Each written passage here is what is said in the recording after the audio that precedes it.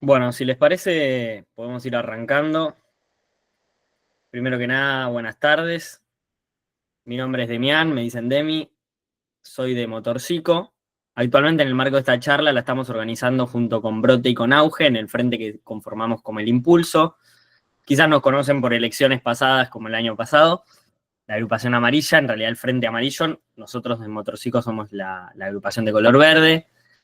Eh, Nada, invitarlos a esta charla que quizás es una de las cosas más importantes que tenemos en nuestra facultad, ¿no? Poder charlar de cosas que no entran en nuestra facultad.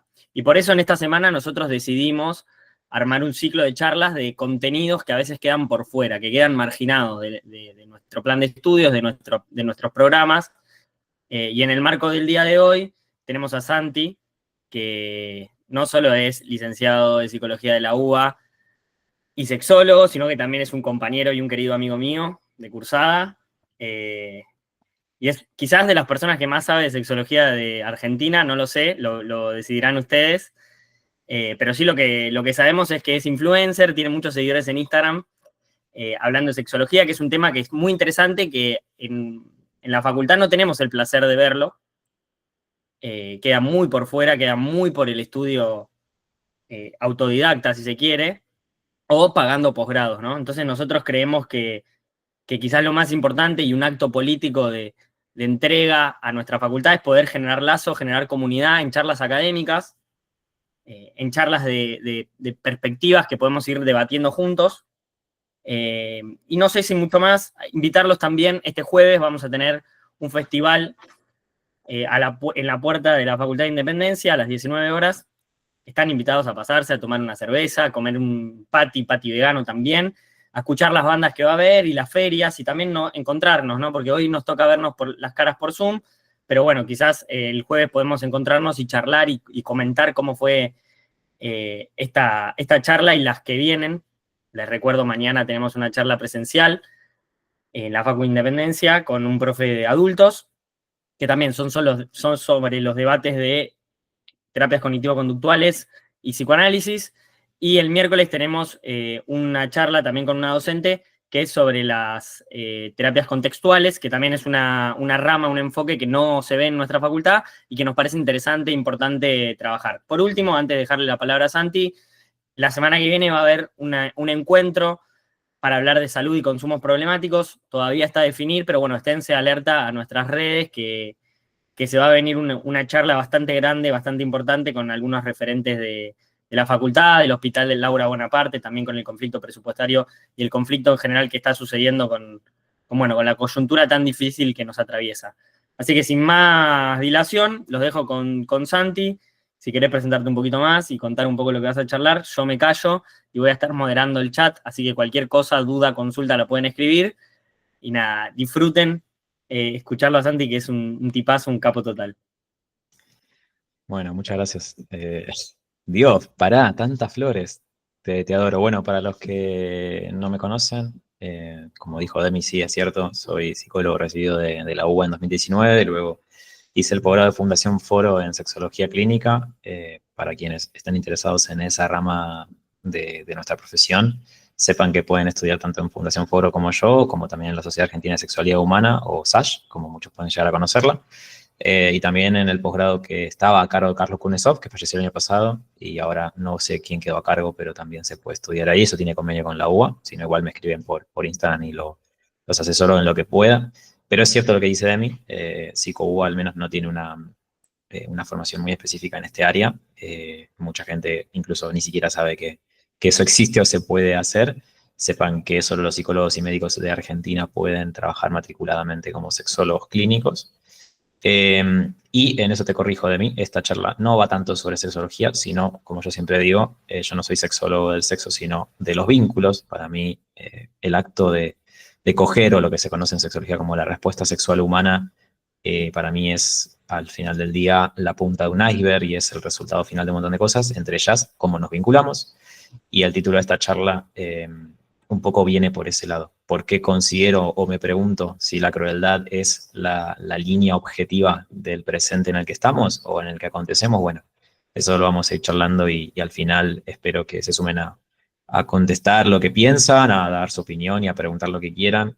Sé, Demi, que vos vas a estar opinando mucho y quiero tu opinión también. Pero bueno, un poco les voy a spoilear. La idea es que nos preguntemos si hoy objetivamente estamos ante una sociedad que plantea la crueldad como un modo de vincularnos, como una línea de base. ¿Y de dónde, no? Pero bueno, no me quiero adelantar. Empecemos por lo básico. A mí me encanta la teoría del apego, de allí que saqué esta charla de hoy, que en realidad parte de un texto de un libro que compré en una jornada de la Sociedad Argentina de Sexualidad Humana. Lo tienen escrito ahí abajo, se llama El apego, cómo nuestros vínculos nos hacen quienes somos, es del 2022, así que todo lo que está escrito sobre apego ahí está bastante actualizado en términos científicos, vamos a llamarlo así. Y para quienes trabajan en la clínica o ya están recibidos o tienen pensado elaborar algo de todo esto, llámese vínculos, duelo, terapia de pareja, etcétera. Obviamente igual terapia de pareja es un posgrado aparte, pero todo esto tiene que ver para mí con algunas bases, ¿no? Y el apego es una de ellas. De hecho, yo soy TCC o teórico cognitivo-conductual, no soy psicoanalista, aunque nací el mismo día que Freud, pero esos son detalles. De hecho, atrás mío está la biografía de Freud. Creo que es uno de los mejores pensadores del siglo XX, pero me acontece ser TCC. Y como ya muchos saben, quienes están en psico estudiando o quienes ya se recibieron, al menos intuyo que la mayoría de los que estamos acá presentes somos más o menos del palo, así que sabrán más o menos lo que es el apego, pero por si acaso ahí tienen la definición. Igual el power se los mando. Demi, ¿se los mandás vos o se los mando yo? Eso acláramelo porque no. Yo se lo mando, yo se lo mando. Bueno, después se lo piden a Demi o a los chicos de Motorcico. Esto que no hace falta que se pongan a sacar fotos. De hecho, si sacan foto, avisen que es algo lindo y me etiquetan en Instagram.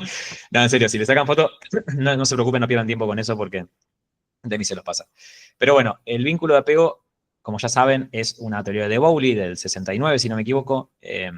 Luego sí hubo diferentes interpretaciones y agregados de la teoría, pero en sus orígenes era una teoría planteada sobre la psicología infantil, que un poco eso es lo que creo que en Psicoboa queda a veces medio colgado, que no nos enseñan cuál es la otra cara de la moneda en la adultez, porque de alguna manera esos niños apegados, por decirlo entre comillas, también crecen y también aman y también se vinculan. Y son adultos.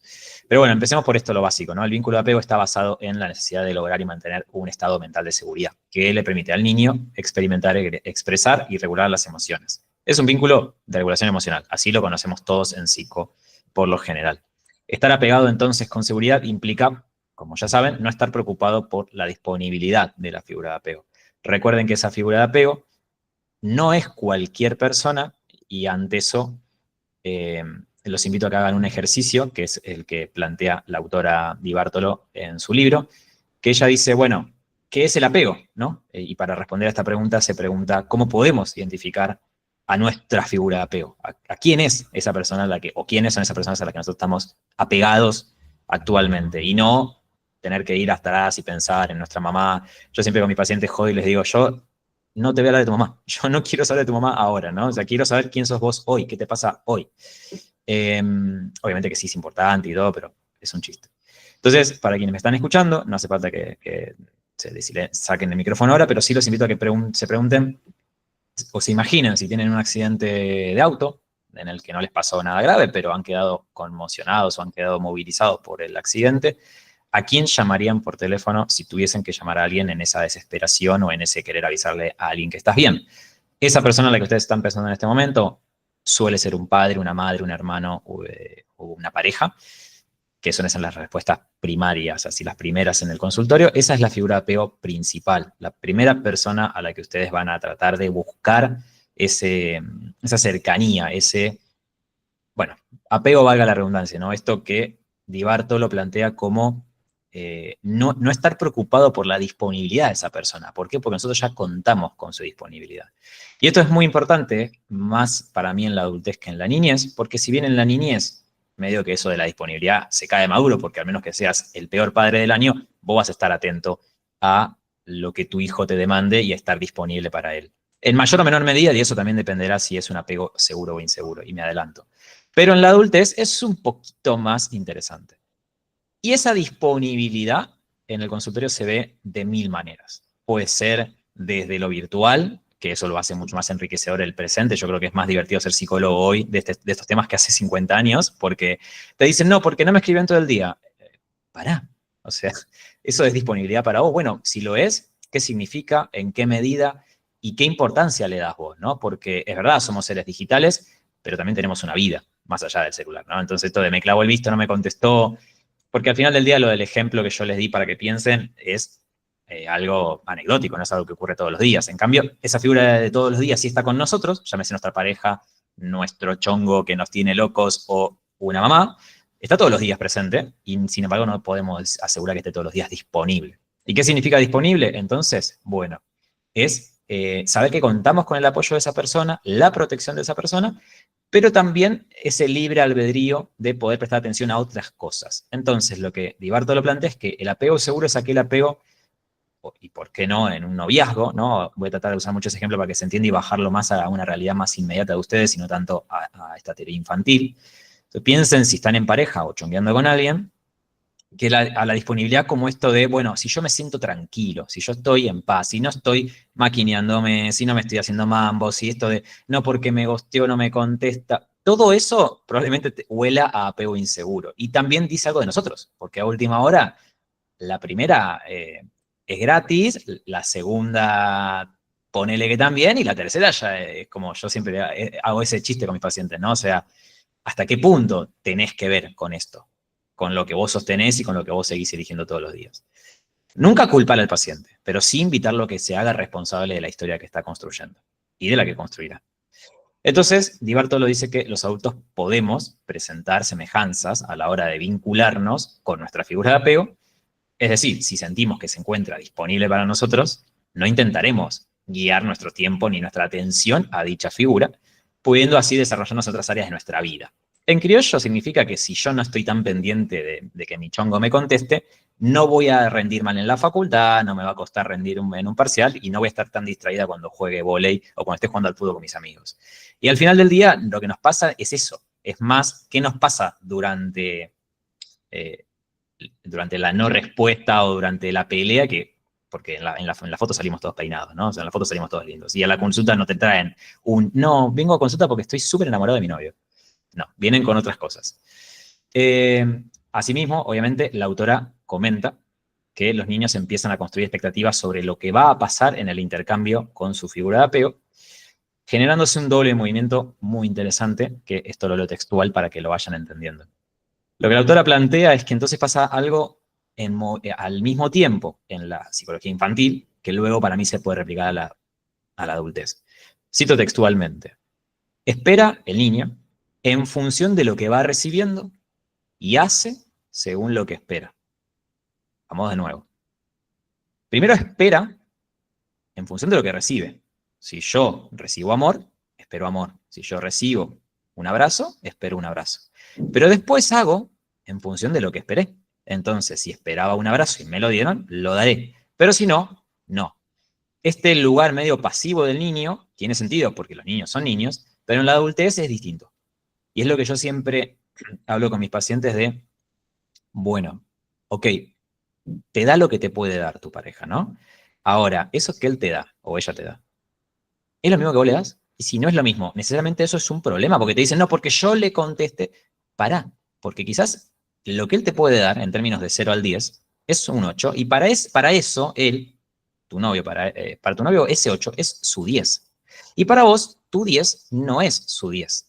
Pero no significa que él sea menos o no te dé lo que vos, no, quizás es una interpretación de lo que hay que hacer ahí, o de qué comunicación tenemos con mi pareja, o de cuáles son los lenguajes del amor que hemos establecido, etc. El punto es que, y ahora me adelanto, pero es lo que se plantea como el concepto de mapa, ¿cómo se llama? De modelo mental, ahí está. O sea, nos estamos hablando un poquito, pero es lo que en psicología llamamos modelo mental. Es esto de que vamos construyendo en nuestra cabeza esto de qué espero, qué recibo, qué doy, qué me dan. Y de alguna manera tiene, si lo piensan por 2 segundos, que ver con el apego, porque a última hora, no sé ustedes, pero yo, viste que como que existe la gente que espera un abrazo y la gente que lo dice.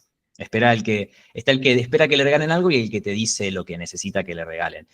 Tiene que ver con el vínculo con el otro. Y es muy interesante porque no es lo mismo cumplir años una vez al año y no saber qué quiero que me regalen a todos los días tener una pareja y cómo la construyo desde esto de, no, porque vos me tendrías que haber dicho, ¿cómo?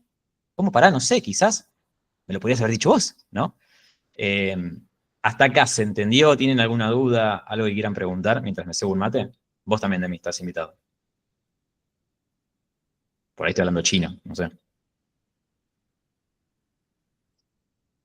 Yo creo que quedó muy claro y me parece que hoy en día también con la forma de vincularse con la tecnología y con, Ujú. digo, planteo dos aristas, ¿no? Por un lado, la tecnología como potencial, ¿no? A establecer lazos más concretos, digo, el extrañarse a veces está al alcance de un mensaje, también como una maldición del hecho de que esté tan cerca y tan constante y un mundo tan voraz y un sistema que te implica devorar al otro y estar en constante relación con los demás. Y la inmediatez también genera como esta sensación de que, lo que decías vos, ¿no? Uno necesita que le respondan el mensaje ahora, Sí, sí. que me clavaron el visto, ¿no? Como también nuevas patologías, si se quiere, o nuevas acciones derivadas de, por ejemplo, el gosteo, ¿no? Bien. Que son cuestiones, que lo dejo ahí, ¿no? Pero digo, son cuestiones nuevas Sí, sí, sí. de nuestra era. No nos adelantemos porque a eso viene después, pero quiero agregar algo. En mi consultorio hay palabras que yo las considero, a mis pacientes se los digo, son como palabras mágicas. Y una de ellas, yo trabajo mucho con ansiedad, porque para mí, bueno, para mí no, en realidad, para quienes no saben, en sexología, una de las, así como de los mantras que siempre existen es que detrás de toda disfunción sexual habita algún tipo de ansiedad. No siempre, pero en el 80% de los casos seguro. Y con mis pacientes ansiosos, hay una frase que me encanta que es, ¿cuál es tu expectativa? ¿No? Porque la ansiedad es anticipación, ya lo deben saber eso. Y para mí la prima hermana de la anticipación es la expectativa. Si yo estoy tratando de anticiparme algo, probablemente es porque hay algo a lo que yo estoy expectante. Y muy probablemente eso a lo que yo estoy expectante y me trabé, es lo que yo espero. ¿Bien? Y esta construcción de la expectativa, para mí, al menos en este punto, tiene que, o sea, seguramente hay muchas teorías para mencionar, pero esta tiene una que ver y mucho. Di Bartolo lo dice, ¿no? Dice, la autora destaca estas expectativas que se construyen como las que a futuro moldearán o guiarán nuestra conducta. Y yo creo que tiene mucho que ver, como decía Demi, que yo esté esperando o no una respuesta, que yo esté, por ejemplo, esto de, bueno, no, porque vos me tendrías que haber dicho, quizás lo tendrías que haber dicho vos, quizás no tendrías que haber esperado nada, o quizás tengas razón, no lo sé. Pero me parece que la pregunta que siempre nos tenemos que hacer como válida para no terminar haciendo la terapia que no hicieron los demás, es preguntarnos qué esperamos nosotros. Y esto de qué espero yo tiene que ver con, como dice Di Bartolo, algo de lo que yo voy recibiendo y también lo que yo hago con lo que recibo. Es esa famosa frase de que somos lo que hacemos con lo que hicieron de nosotros. Tiene mucho que ver, porque no venimos de un árbol de frutas, venimos de una historia. Y de padres que pueden ser los mejores del mundo o no, pero no importa, porque no vale para. Por eso yo siempre le digo a mis pacientes que no les voy a preguntar por sus papás en la primera sesión, porque ellos son lo que son y son adultos. Yo trabajo con adultos, abro paréntesis. Entonces, no me parece que esté ahora culpando a mamá, porque mamá hizo lo que pudo, y papá también, y tu novio quizás también. Y ahí el primer trabajo que tenemos que hacer es el qué nos pasa a nosotros con eso. Y sobre la base de esas experiencias concretas, Di Bartolo agrega que de interacciones entre la figura de apego y el niño se repiten y se van conformando patrones, ¿no? Esto que decíamos antes de que guían nuestra conducta. Y este patrón conductual es claro, ¿sí? El gosteo es un patrón de conducta, por ejemplo. ¿Por qué no? Si vos siempre terminás gosteando cuando salís corriendo porque algo te llena el culo de preguntas, claramente es un patrón de conducta. Esa representación contiene una suerte de resumen de las experiencias y expresa un estilo de interacción con esa figura de apego. ¿Qué significa? Que todas esas representaciones que se van formando entre el niño ¿por qué no? No sé, por ejemplo, la madre, va formando un estilo y un tipo de modo de vinculación. Que después, bueno, ustedes lo conocen como apego seguro o inseguro, y de los inseguros se desprenden otros tipos, pero en la adultez, que eso es lo que es un modelo mental, el modelo mental es este conjunto de representaciones y de estilos de cómo me vinculo con el otro, que es lo que siempre le digo a mis pacientes. Yo no trabajo siempre con cosas tan palpables, ¿no? O sea, un modelo mental es un poquito más difícil de que el paciente entienda de buenas a primeras de qué se trata. Por eso cuando te dicen, ¿y vos de qué trabajas? ¿De sexólogo? ¿Y qué es sexólogo? ¿Que estás viendo si se le para? No, no, tiene que ver con esto. ¿Por qué? Porque mi modo de vincularme, mi modelo mental de las cosas, por ejemplo, la expectativa de, cito textualmente, yo la tengo que tener dura siempre, o yo tengo que satisfacer a una mujer, ¿de dónde te pensás que sale? ¿De un repollo? No, tiene su historia. Como creencia primaria tiene una historia y dice algo de nosotros y de dónde venimos, cómo llegamos a creer que yo como hombre tengo que satisfacer a una mujer, por ejemplo, o la tengo que hacer acabar. O si yo no acabé, no cogí. Gran frase célebre que escucho. ¿De dónde una persona saca esto de que no, si yo no eyaculé, no cogí? Bueno, sigo. Dichos modelos, este conjunto de representaciones, una vez que se construye, impacta sobre el intercambio personal con el otro, regulando lo que se puede esperar de una figura de apego en diferentes situaciones. En criollo lo que veníamos diciendo antes. Entonces vamos a decir que, si bien esos modelos provienen de la realidad, una vez consolidados, se anteponen a ella. Y ahí aparece lo que yo considero expectativa. La anticipación, que decíamos antes, ¿no? Ahora, lo que se antecede a la conducta y se consolidó como expectativa, a veces es algo sano, entre comillas, y otras no.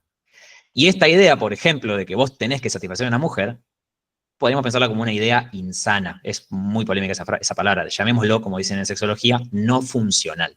Porque en sexología nos cagan a pedo y nos dicen, no tenés que hablarle al paciente de lo normal o lo anormal, sino de lo que funciona o no funciona. Y acá estamos hablando de algo que claramente no funciona. Si vos vas por la vida como varón creyendo que tenés que satisfacer a una mujer o hacerla acabar y que todo pasa por ahí, porque si no, no cogiste, entonces es una idea disfuncional.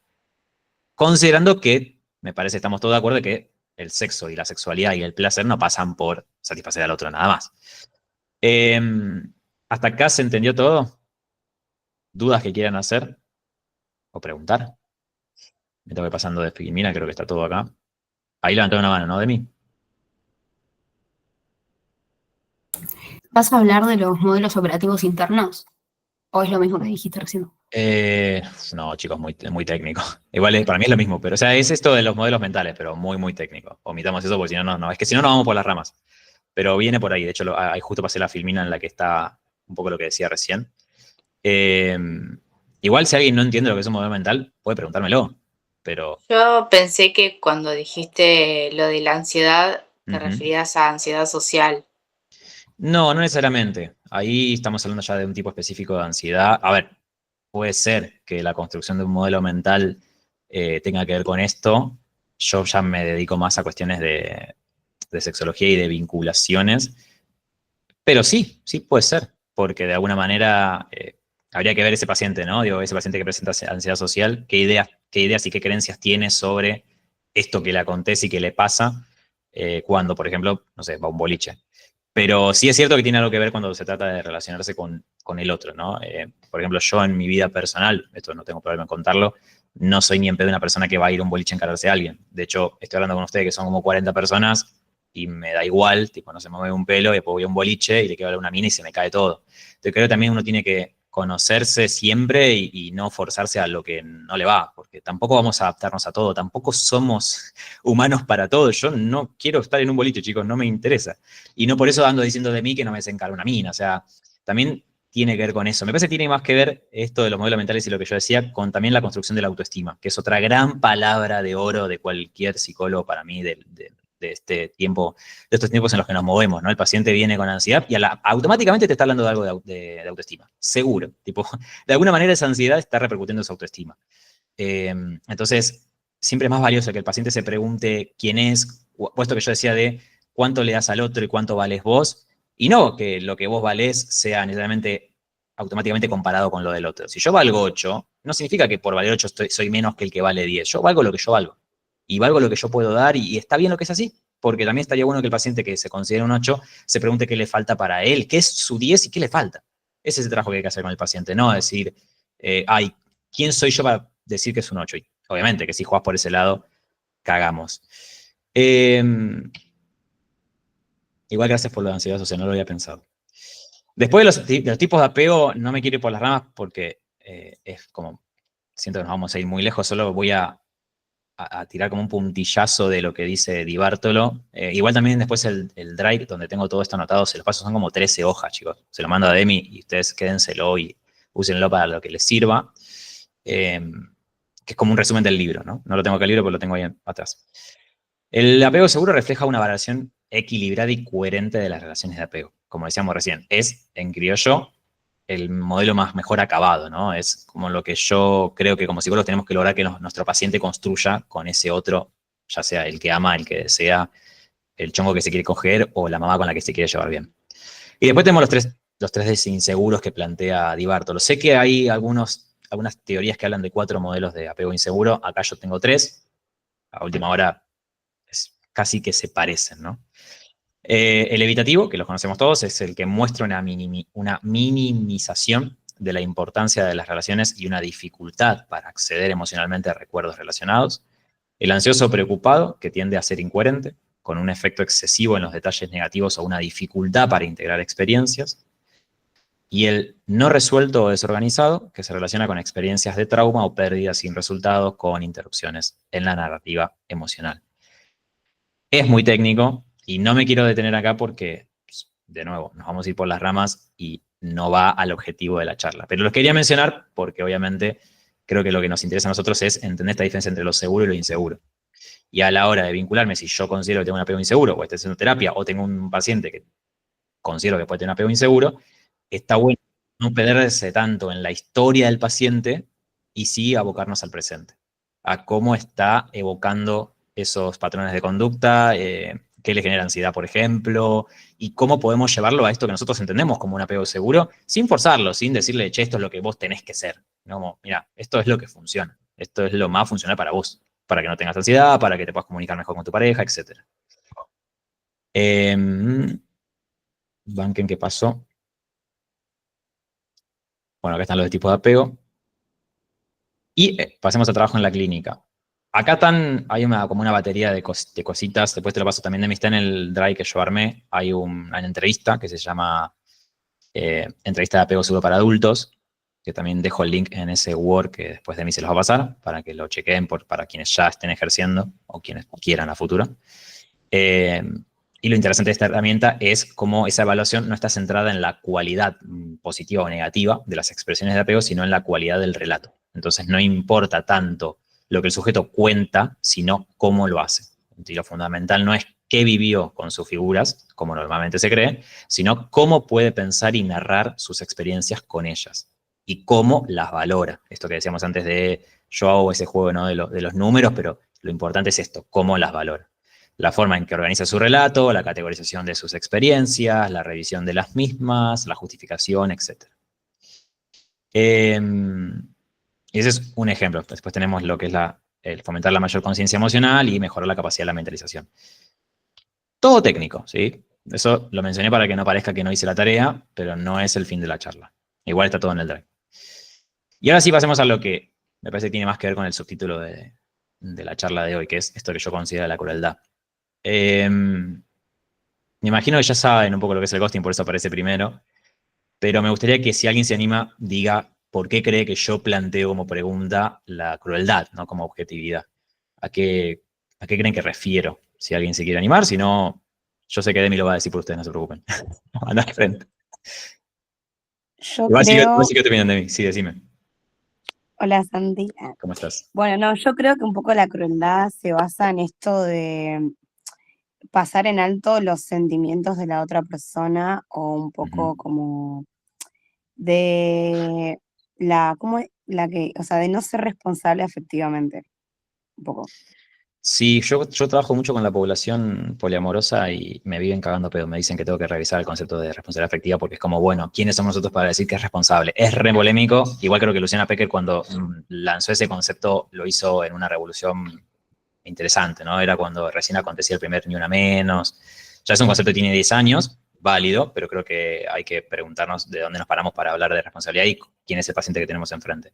Pero entiendo el punto y lo comparto y creo que cuando hablamos de crueldad y si lo pensamos de la responsabilidad afectiva, está bueno que pensemos cuánto deshumanizamos al otro, ¿no? Qué tan egoístas somos. Yo creo que antes estamos aconteciendo a...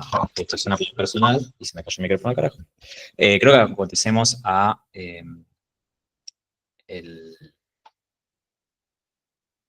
¿cómo decirlo? Desde la vuelta de la democracia creo que estamos en el momento más egoísta como sociedad, el más individualista. Entonces, sin duda que eso podemos plantearlo como crueldad. Pero bueno, sigamos que no quiero que se nos haga tarde. El ghosting... Perdón, Santi, te interrumpo un segundo. Decime. Agrego algo que me parece que para mí es muy valioso, que lo vemos en la carrera, que es a Fernando Ulloa, cuando habla de la encerrona trágica, ¿no? Como hay algo de todo lo que vos decís y venís contando que me resuena a eso.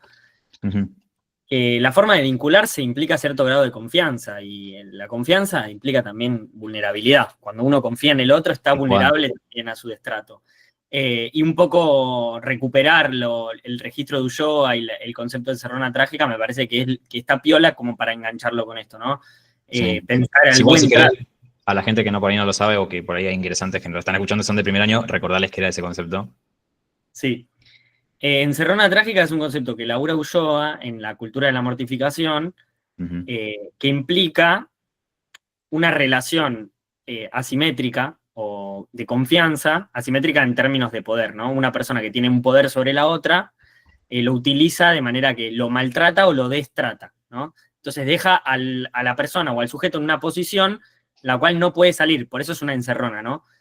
Porque uno confía o depende, por ejemplo, en el caso de mi relación con mi jefe, yo dependo de él para mi sueldo, para mi subsistencia, entonces que la otra persona me maltrate o me destrate, me deja en un lugar en el cual yo a veces no tengo recursos para responder. Me parece que en la forma de vincularse hay mucho de esto, no en términos de la asimetría, pero sí en términos de la confianza que se le deposita o el nivel de apego inseguro o apego negativo que se le deposita al otro. El otro lo puede utilizar de esta manera, ¿no? Entonces, Ulloa labura esto del destrato también, que me parece que es una capacidad potente, no solo el maltrato, sino como esto de no me importás, y me parece que del ghosting hay mucho de eso, ¿no? Y pensar al psicólogo, al analista, como aquel que puede romper esa encerrona trágica a través del buen trato, y me parece que trasciende a la psicología, sino que es una práctica también de la forma de vincularse.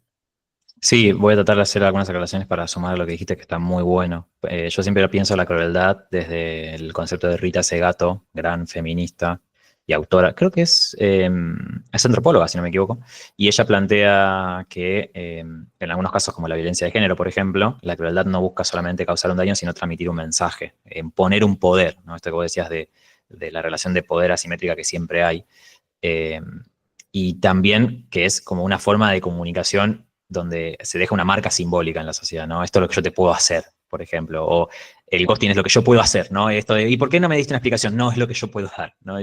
Siempre hay una relación asimétrica de poder en las relaciones, esto se lo digo a todos mis pacientes y es algo que espero que se lleven de hoy también. Todas las relaciones, todos los vínculos interpersonales son un vínculo de poder. Lo pienses desde Foucault, lo pienses desde Ulloa, lo pienses desde Rita Segato. Vincularnos con el otro es un vínculo de poder. No necesariamente tiene que ser a ver quién la tiene más larga o quién le hace más daño al otro, pero sí un vínculo de poder. El otro es más vulnerable que yo, o el otro está más abierto a tal cosa, o yo estoy más vulnerable, o lo que sea. Y sin duda que esta vulnerabilidad que vos mencionás tiene que ver para mí con los modelos de apego, porque claramente apego seguro va a ser aquel, o el mejor apego seguro al que yo pueda acceder va a ser el apego al que yo esté más proclive a mostrar mi vulnerabilidad sin tener miedo, ¿no? El miedo es sin duda la emoción más asociada en estas consultas que yo recibo, junto con la ansiedad o la falta de autoestima. Entonces, ¿qué tan, vamos a decirlo entre comillas, ¿no? Como el antónimo del miedo, qué tan valiente soy a la hora de relacionarme tiene que ver con qué tan bien apegado estoy o no a estas figuras de apego que han pasado por mi vida, pero siempre con esta, me parece a mí que no es menor, esta posibilidad de que puedo cambiar mi historia, ¿no? Porque el paciente te pregunta, ¿yo puedo cambiar esto? O sea, o siempre voy a ser un apego inseguro. No, digo, sí se puede llegar a un apego seguro. Claro que sí, lo plantea Di Bartolo en su libro y se puede, y nuestro trabajo es ese, el de presentarle una cosa distinta al paciente, porque no es eterno, no necesariamente. Así que muchas gracias. Y claramente, cuando planteaba lo de crueldad me refería a esto, ¿no? Al ghosting, por ejemplo, bueno, ya saben lo que es, así que lo voy a omitir ese. Pero hay algunos que quizás no saben, que son los que les traje. Por ejemplo, el orbiting, que es un término que se refiere a, más que nada en lo virtual, como dice ahí, a estar presente orbitando alrededor de la persona, pero no estando, ¿no? O sea, te pongo un like, te contesto una historia, pero cuando me contestas no te contesto más. Como que estoy ahí, pero no estoy. Entonces estoy, pero no me comprometo emocionalmente, sería. A diferencia del ghosting, que es un día te deje de hablar y suerte. Después tenemos el love booming, que para mí es uno de mis preferidos, que es el que ustedes conocen como, che, me pintaste pajitos en el aire o me prometiste un montón de cosas y después no estuviste a la altura o me vendiste una relación hermosa para solo cogerme. Eso es love booming. o técnicamente un tipo de manipulación en que generalmente en el contexto de una relación romántica llenó de manera exagerada a la otra persona con muestras de afecto, etcétera, todo en un corto, muy periodo de tiempo con la intención de generar un control emocional. Sin duda que estamos a la vuelta de la esquina siempre de cuestiones que tienen con manipulación, pero no voy a entrar por ahí porque eso da para otra charla. Después está el breadcrumbing, que es un término utilizado para describir un comportamiento en el cual una persona envía señales mínimas de interés o afecto a otra persona, obviamente también en el contexto de una relación romántica o sexoafectiva, pero sin tener intención real de comprometerse o avanzar en esa relación, ¿no? Por eso viene de este término de enganchado. Perdón, de la miga de pan. Si te doy un poquito y con eso conformate. De nuevo, creo que más allá de poner el foco en lo que el otro me hizo, sea lo booming, sea breadcrumbing o sea orbiting, ¿qué me pasa a mí? Que yo estoy repitiendo esto, porque después el paciente te dice, yo siempre elijo estos tipos de varones o de mujeres. Bueno, ¿qué me está pasando? ¿Por qué acepto esto? ¿Cuál es ese análisis que yo debo hacer de mi autoestima, de mi... Helen Fisher, que es una neuróloga muy, muy grosa, plantea el concepto de mapas del amor y dice que nosotros no vamos a amar a una persona azarosamente y yo no voy a ir a un boliche con un amigo y me va a gustar la misma chica que a él. Entonces hay una construcción de eso que va elaborándose de a poquito y que hace que yo me pregunte, válido, ¿por qué elijo a Pepita siempre y no a Menganita? ¿No? Yo hablo en términos femeninos porque soy hetero, perdón. El benching, que es un término que describe un comportamiento en el contexto de relaciones románticas o de citas en línea, donde una persona mantiene a otra en la banca, ¿no? Por eso la foto de Mbappé, en una especie de espera sin comprometerse completamente, ¿no? Entonces, te tengo ahí, el famoso te tengo ahí. De nuevo, es más de lo mismo, es todo lo que yo considero crueldad a la hora de vincularse. ¿Por qué? Porque no es comprometerse, porque como decía Demi, es abusarse de la vulnerabilidad del otro. Voy a saltar algunos para que no sea tan extenso todo, que igual los tienen en el Power cuando se los llegue. Y dejo este por si lo quieren leer, pero bueno, les pregunto, habiendo hablado con lo que dijo Demi y lo que dijo... No vi el nombre de quién era, pero sé que la conozco, porque no estaba mirando el Power, pero perdón. Alguien ya participó y bueno, lo que se dijo hasta acá, ¿qué piensan? Si alguien quiere sumar algo, pueden decirme, no, Sari, estás flasheando un montón, acepto. No, yo quiero sumar también que no sé de quién es, pero eso del bloqueo emocional. ¿De qué estás hablando, pará? ¿De esta filmina? Claro, ¿no? Que hay un montón de conceptos así ahora bien definidos, pero Ajá. también está el de bloqueo emocional, como que directamente no hay como esto, vos decís, una empatía o un pensar en el otro, como no sé en qué filmina entraría. El O es bloqueo más emocional, propio. decís. Sí, Es que no lo llamaría, no, para mí no es un modo de vinculación eso. Para mí ya es como cómo respondo yo ante este tipo de situaciones, por ejemplo. Es como, no sé, igual es interesante, la verdad. Pero creo que no lo llamaríamos, porque no siento que sea como un interjuego con el otro. En realidad habla más de uno, ese bloqueo. La verdad que ahora me agarraste en offside, no estoy leyéndolo como para decirte, sí, mirá, lo leo y te digo, pero me parece que tiene que ver más con cómo yo respondo a esto que Demi llamaba esa vulnerabilidad que me hacen sentir, ¿no? Eso vulnerable que puedo sentir en una relación. Pero bueno, muchas gracias, muy interesante el aporte.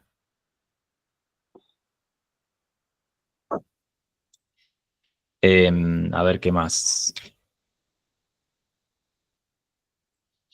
Bueno, como conclusión, lo voy leyendo y voy agregando algunas cosas que no quiero que me falten y ya después dejamos para que pregunten lo que quieran. La ansiedad y la inseguridad de la autoestima, ¿no? Como iba contando yo, la herida emocional, tiene un valor actual y muchas veces constituye verdaderos traumas, ¿no? Entonces, aunque la relación se desarrolle en el plano virtual o físico, porque siempre está el paciente que nunca va a faltar un paciente que te va a decir, no, porque lo virtual no es tan importante. O te va a tratar de, y me pasa a mí, en mis vínculos personales, no, porque no le puedes dar tanta importancia a algo. Mirá, es mi historia. Si yo le doy importancia a lo virtual, mi deber y mi responsabilidad es decirlo, ¿no? No puedo pretender que el otro le dé la misma importancia, pero si yo lo comunico y habilito a que el otro sepa cuál es mi mundo, listo. Después, si se cagan en mi mundo, entonces ahí deberé preguntarme por qué me quedo acá. Esto lo hablo mucho con mis pacientes, que también espero que sea una conclusión que se puedan llevar para quienes todavía no ejercen o quienes ya ejercen. La defensa de la responsabilidad de culpa, que con vos creo que lo he hablado de mí.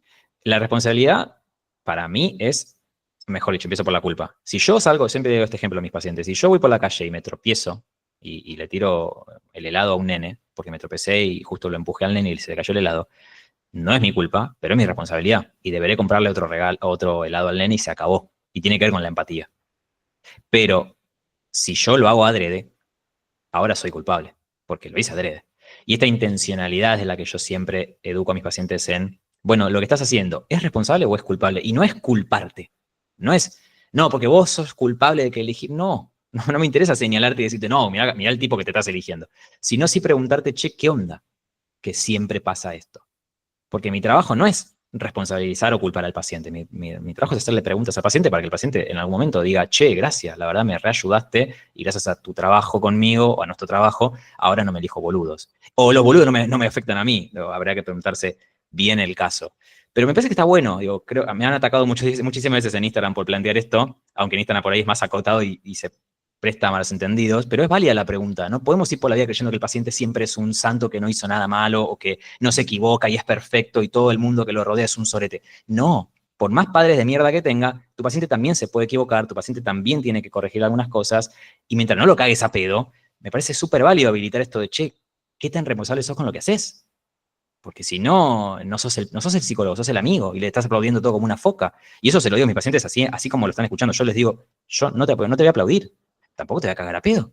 Pero no me pretendas, o sea, me han dicho, hace no mucho un paciente terminó teniendo que preguntarme dónde podía hacer un aborto y le dije 5 semanas antes que deje de ser tan pelotudo y use preservativo. No se lo dije así, chicos, pero, o sea, llega un momento en el que el paciente es libre de hacer lo que quiere y si yo le digo que use preservativo y no lo hace y después me viene con que tiene que hacer un aborto, entonces te tenés que preguntar hasta qué punto no te faltó esa línea tan delgada entre decir lo que vos considerás que es funcional para el paciente y no cagarlo a pedo, ¿no? Pero bueno, esto lo tenemos que hacer nosotros en nuestra propia vida también. En qué soy responsable y en qué soy culpable. Después, podríamos caer en la trampa de no tomar estas prácticas de vinculación como reales porque muchas de las cosas que ocurren forman parte del plano virtual. Pero debemos darles entidad y trabajo porque nuestros pacientes también viven en lo virtual. Era lo que yo le decía recién. Para eso es preciso destacar que, a pesar de ser vínculos virtuales, son reales para la persona. Y por tanto, los efectos de cada interacción tienen un impacto en la mente. Porque hay muchos psicólogos que por ahí más del siglo pasado, me ha pasado de escuchar esas cosas que te dicen que concluyen todo en no es tan importante, ¿no? Porque es virtual. No, ¿cómo te va a importar tanto un like? Si a vos te importa un like, yo te abrazo y te digo, buenísimo, ok, pero entonces quizás necesites a alguien que sea igual que vos en lo afectivo, ¿no? Igual de virtual, igual de presente. Porque se sorprendían la cantidad de cosas que he escuchado por no subir una foto conmigo. Bueno, pero lo sabe, no lo sabe, lo hablaron, para él es importante, para vos es importante, etc. Para poder abordar estos temas y sus implicaciones, ordenamos una serie de intervenciones y recursos terapéuticos, como los que les mostré, que intentan dar respuesta a la demanda de nuestros pacientes. Y quizás no la tengan, ¿no? Quizás a veces no pase. También está bueno esto que yo lo aprendí más en la práctica que en la facu, de que a veces no tenés una respuesta. Y a veces lo mejor que puedes hacer en términos de psicoeducación con el paciente es decirle, no lo sé, te lo averiguo, te lo investigo, me mataste, y reírte con el paciente porque no sos perfecto, vos también te equivocas. Y de alguna manera hay algo de esto del modelaje, que Demi lo dejó medio ahí deslizado cuando hablaba del término de Ulloa, porque el paciente, nos guste o no, nos va a poner en un lugar un poquito por encima en esto de pensar nuestras relaciones de poder. Y nosotros también tenemos un vínculo con el paciente. Entonces, no es abusar de ese vínculo, pero sí usarlo para nuestro favor. Si nuestro paciente nos ve, por ejemplo, como un modelo, bueno, no sos un superhombre, pero también desde el error vos podés educar. Y le podés decir, ¿sabes que no lo sé? ¿Sabes que a mí también me pasó eso? Sí, ¿sabes que yo cuando era pendejo me mandé esta cagada? No es validarlo. No es decirle, sí, mandate la cagada tranquilo. Pero es decirle, che, yo también estuve ahí. Y mirá, mal no me fue. Bueno, sí, no soy perfecto, pero se entendió. Preguntas finales y, bueno, alguien que quiera dar alguna anécdota, lo que sea, que crea o algún tema que yo no dije, que quiera agregar.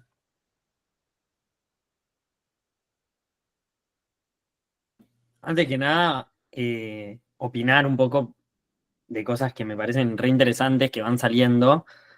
Eh, eh, yo ya te conozco a vos, Santi, pero bueno, no conozco a la mayoría de personas que están acá. Santi, como dijo, le tocó caer en el TCC. Yo soy un reconocido y defensor psicoanalista y me parece muy interesante también los puntos de corte, ¿no? Porque en general se suelen hablar los puntos de desencuentro, que son un montón, y pocas veces se habla de los puntos de encuentro. Digo, hay muchas cosas que desde Hay la muchos. perspectiva más cognitivo-conductual, no sé, lo que decía recién del modelaje, y bueno, en nuestro campo de análisis es la transferencia. Y pensar la posición de responsabilidad también implica pensar la puesta en juego del deseo, ¿no? Y me parece que quizás esos puntos son los más interesantes y es lo que más rescato, ¿no? También de las instancias como estas, que es poner a jugar enfoques, teorías, poder encontrarnos capaz 30 personas que quizás en la virtualidad, en la escucha, nada, nos sentamos y recibimos la información, pero también la ponemos a jugar y el día de mañana la llevamos a nuestros espacios, ¿no? Mañana también justo, también aprovecho, ¿no? Hay una charla presencial con el profe de adultos en el que vamos a hablar justamente de esto, de los puntos de encuentro o los diálogos imposibles entre el psicoanálisis y las terapias cognitivo-conductuales. Y lo que me llevo hoy, además bueno, una explicación sobre el apego y la forma de vincularse, que me parece que es re nutritiva saberlo, y que me parece hasta fundamental que como futuros profesionales de la salud y de la salud mental sepamos todas estas cuestiones y el mundo tan grande. Mi gata no está dejando muy, muy en claro que yo hable, pero me parece como fundamental encontrar estos puntos de acuerdo entre disciplinas, ¿no? Y yo me llevo quizás como un buen sabor de boca en el saber de que hay muchos puntos de encuentro y muchos puntos hilos del cual tirar para dialogar y repensar las prácticas, que me parece muy interesante. Invito a que si se animan, utilicen el micrófono o por chat, yo les puedo estar leyendo, que den sus opiniones, sus experiencias personales. Está buenísimo como que aprovechemos este momento y este espacio también para que circule la palabra, ¿no?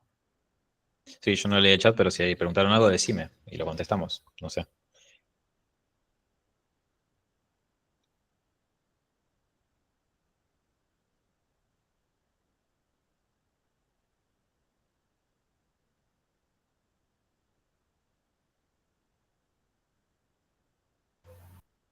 Hola, ¿qué tal? ¿Se escucha? Sí, buenas. ¿Qué tal? Bueno, me metí a esta charla porque me pareció interesante saber estas cosas, a pesar de que no sé si la gran mayoría o todos acá estarán estudiando o son psicólogos, están en el campo de la salud.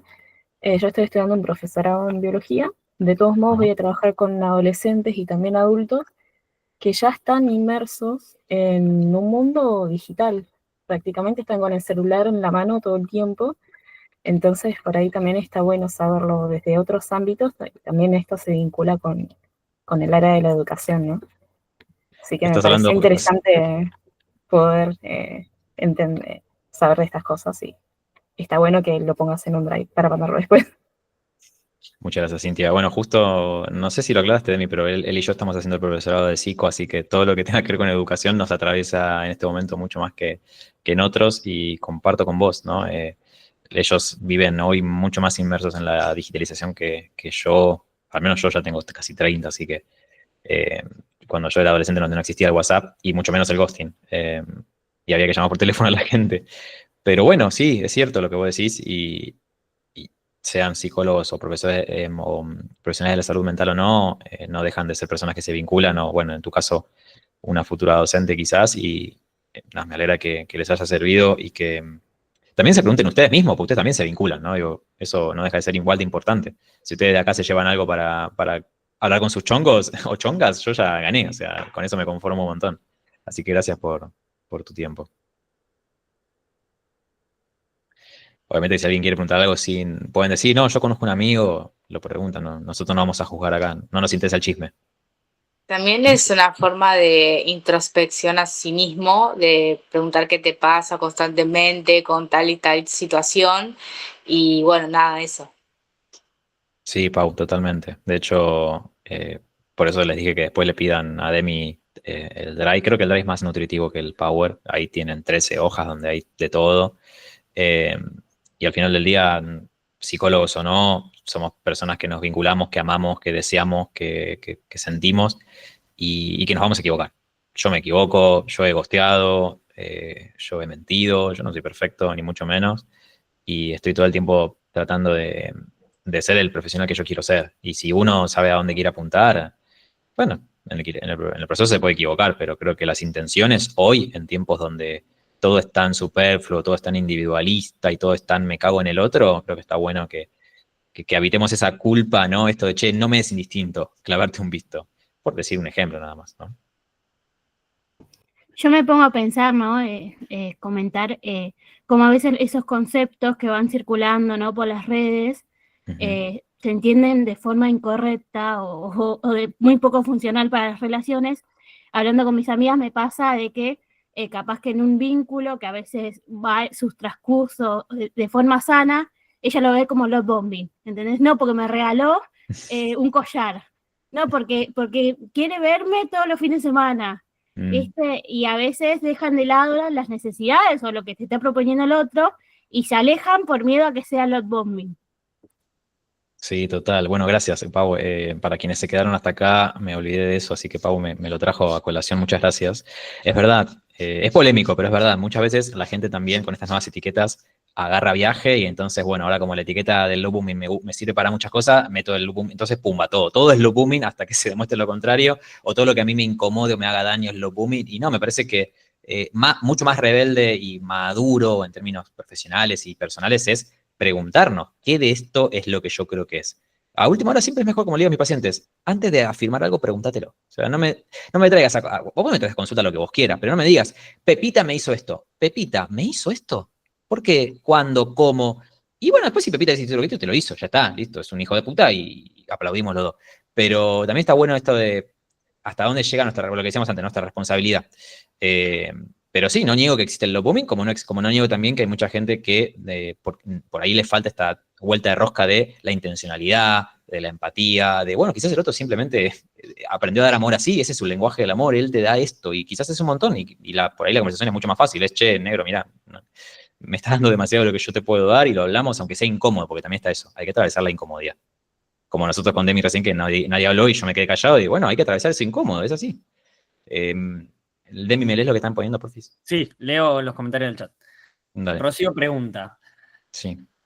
Pienso en amigos que también te pueden hacer una forma de ghosting o esa falta de responsabilidad afectiva se lo lleva mucho a chongos, pero cuando sentís que te lo hace un amigo o una amiga te jode un montón también. Sí, total. Yo hablé de chongos porque era más rápido de entender, pero sí, las amistades también son vínculos afectivos, quizás no sexuales, o quizás sí. En estos tiempos que corren puede ser también. Pero hablemos, por ejemplo, de amigos con los que no se cogen. Bueno, igual, me parece que es. Vos te pueden ghostear. Quizás no love booming, pero te pueden ghostear. Te pueden hacer orbiting también, ¿eh? Un amigo te puede estar ahí dando vueltas porque se olvidó de saludarte para tu cumple, le dio vergüenza no saludarte y ahora te anda poniendo me gusta para que sepas que existe, pero no te puedo darlo porque me da culpa. De nuevo, creo que es atravesar lo incómodo. Creo que es habitar esa parte de lo nuestro que no nos enseñan, que tiene que ver con el apego, porque para mí a un niño se lo educa o no en esta incomodidad, en hacerlo esperar algo, en no cumplirle todos los caprichos, en que cuando hay algo no emocional que no lo sabe expresar, enseñarle que lo exprese o no. Y creo que todo eso, si no lo aprendimos de chiquitos, ¿por qué no aprender de grande? Y decir, che, mira, la verdad que te pido disculpas, pasaron 2 semanas, no te saludé para tu cumpleaños, pero te lo voy a mandar igual el mensaje porque me lo quiero sacar de encima, porque soy un boludo.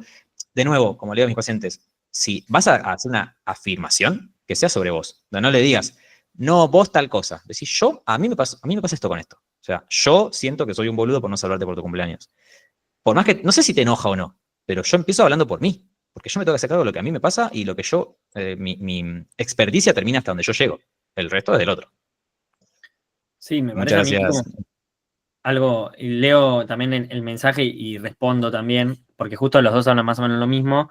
Jezabel dice, muy interesante la charla, creo que está bueno ponerse a pensar cada uno su parte en los vínculos. Están buenos los nuevos conceptos, pero creo que está bueno preguntarse sobre qué pasó en esa relación.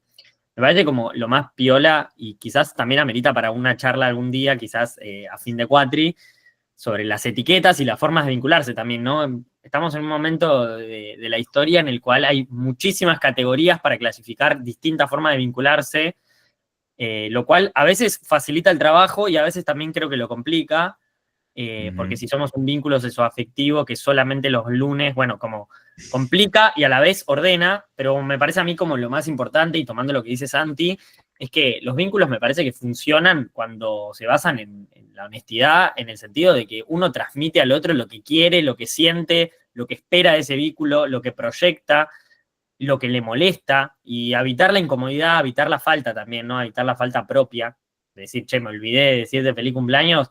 Y bueno, implica encontrarse con que uno es medio un boludo a veces y se olvida. Y es difícil también encontrarse con la imperfección de uno. Pero me parece que es más valioso tratar de evitar los vínculos de esta manera, ¿no? De la manera honesta, decirle, che, mirá, yo estoy buscando esto, yo lo quiero relacionarme de esta manera. También previene, ¿no? Todos estos conceptos que vimos. De alguna manera, mirá, no te estoy gosteando, simplemente te cuento de que yo mis vínculos lo vivo de esta manera, en la semana no respondo a WhatsApp, no sé, digo, cada uno con su experiencia particular. Pero bueno, pensar las etiquetas, la forma de relacionarse y redefinir los vínculos y los contratos vinculares de entrada y poder, no sé, decir, che, esto ya no me gusta, quiero cambiarlo, me parece como lo más valioso a la hora de vincularse con un otro en general. Sea amigos, chongos, novios, vínculos sexoafectivos, relaciones poliamorosas, lo que sea. Tal cual, totalmente. Vos decís cuando se termina esto, pero no sé si alguien más quiere decir algo. Hola, Buenas. quería, hablando sobre la disponibilidad también, cuánta disponibilidad está presente para poder entender esas etiquetas y poder cambiarlas también en los vínculos. Me parece que es algo importante de destacar. Sí, seguro. ¿A qué sería cuánto está disponible? Como que hablabas al principio sobre la disponibilidad de los apegos, cuando hablabas de apegos, Ah, sobre la disponibilidad. Y ujú. si bien uno puede entender sobre las etiquetas, ¿no? También como esto de hacernos responsables a nosotros mismos, porque vernos en nosotros, qué tipo de dinámicas estamos llevando con los otros, es también qué tipo de disponibilidad tengo yo en estos momentos como para poder. Y eso también forma parte de hacernos, me parece, responsable y poder decirlo. O sea, no estoy disponible en este momento y no por eso soy, no sé, esta demonización que hay Sí. y comparto en las redes en base a, bueno, che, te formás así, eso no vas a ser una persona perfecta, siempre vas a tener alguna cuestión, pero está en uno poder, sí, entiendo, comunicar la disponibilidad de poder hacer ese cambio, me parece. Sí, totalmente. De hecho, de ahí para mí empieza, como psicólogo, creo que de ahí viene el término, esto de poner límites, ¿no? O sea, cuando vos educas, no es la palabra. Cuando vos tratás de trabajar con el paciente lo que es poner límites, para mí parte de este punto, de esto que vos llamás la disponibilidad, ¿no? De qué tan disponible estoy para el otro, y eso de qué tan disponible estoy para el otro, y por ende, qué tantos límites le pongo al otro, tiene que ver también con cuánto yo creo que valgo, qué tan clara es la relación, qué tan esto que decía Demi, ¿no? Que tanto he evitado eso de lo incómodo, de hablar de lo que no es tan hablable, ¿no? Porque todos estamos a la orden del día para decir lo que nos gusta que nos hagan en la cama o cómo quiero que nos tratemos como amigos y a dónde vamos a salir el viernes a bailar. Pero después hablar de lo que realmente es incómodo es otro laburito.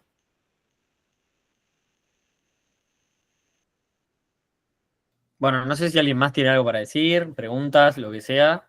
Si no, damos por finalizada la charla que me pareció muy enriquecedora, pero bueno, dejo un minutito más de silencio para ver si alguien más quiere, se anima. Dale.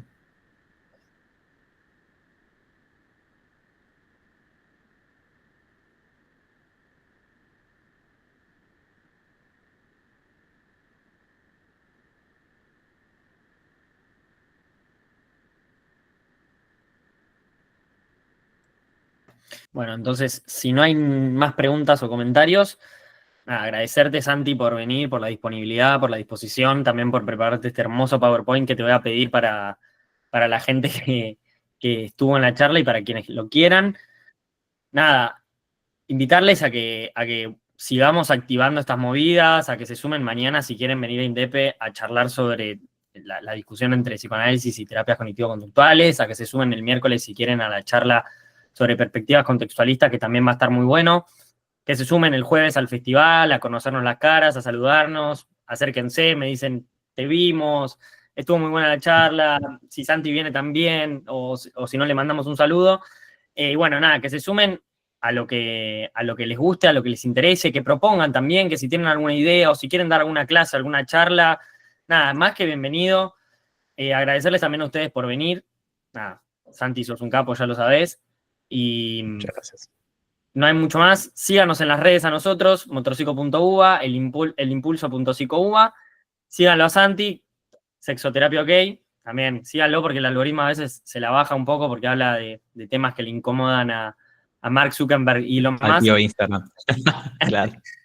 Así que, nada, cualquier cosa, sepan que siempre estamos a disposición, que se acerquen a la mesita, que nos manden un mensaje, un mail, lo que necesiten. Nada, agradecerles. Santi, te dejo la despedida final. Muchísimas gracias a todos ustedes por participar, a Cintia que ahí al lado del Power.